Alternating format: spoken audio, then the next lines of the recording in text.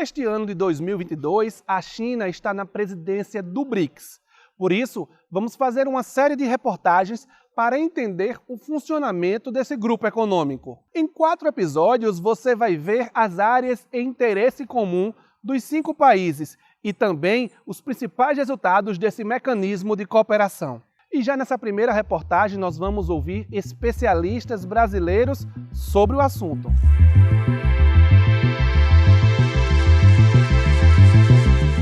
É um acrônimo que muitos outros países gostariam de fazer parte.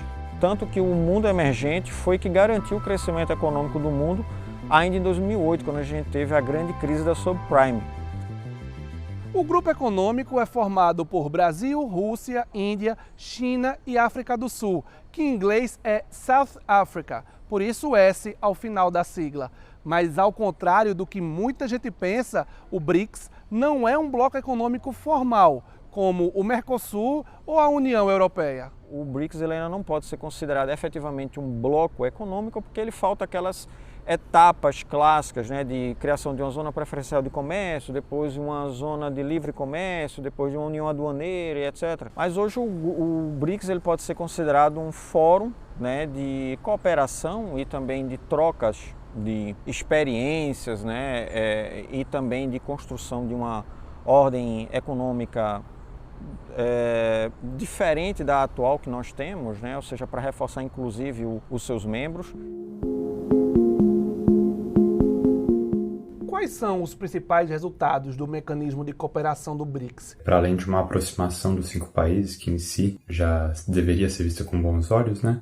Mas é claro que quando a gente olha para resultados concretos, não há a menor dúvida de que o maior deles foi, em um curto espaço de tempo, né, a criação de um banco de desenvolvimento já atuante, com importância inclusive durante a pandemia, com uma linha específica para a pandemia, né? O BRICS ele teve um mérito, né, de aprofundar o diálogo entre os estados, né, e também com a inclusão da África do Sul ele se tornou mais robusto. Então essa aproximação facilita o diálogo, né, que muitas vezes as economias elas podem se ajudar, né, em pontos que um país não produz alguma coisa, outros que produz outra. Então existe essa cooperação.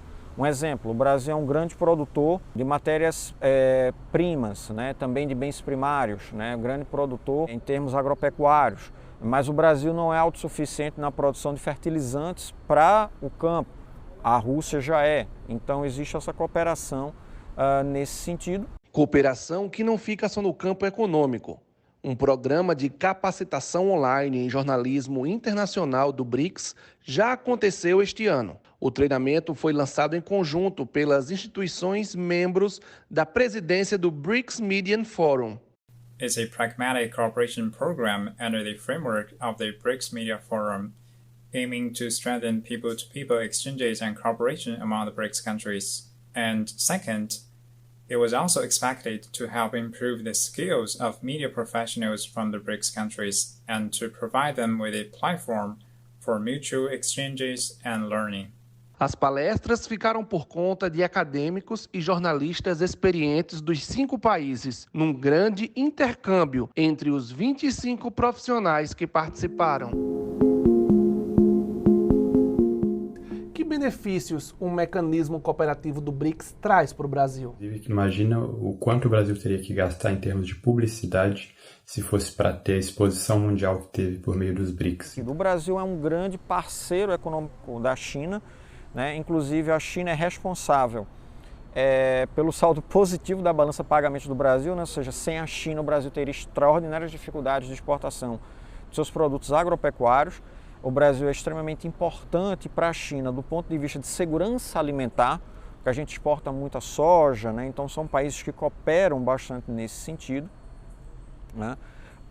O Brasil ele ainda não se aproximou como deveria da Índia, né? Isso ainda é algo que deveria ser explorado nesse aspecto. Mas o Brasil também coopera muito com a África do Sul, cooperaram, por exemplo, na produção do míssil Ad-Arter, ou seja, no campo de defesa. Então eles ainda têm aspectos, né, que podem interagir melhor entre eles. Professor, quais áreas têm mais potencial de cooperação? O que é que os países devem fazer para potencializar ainda mais essa cooperação?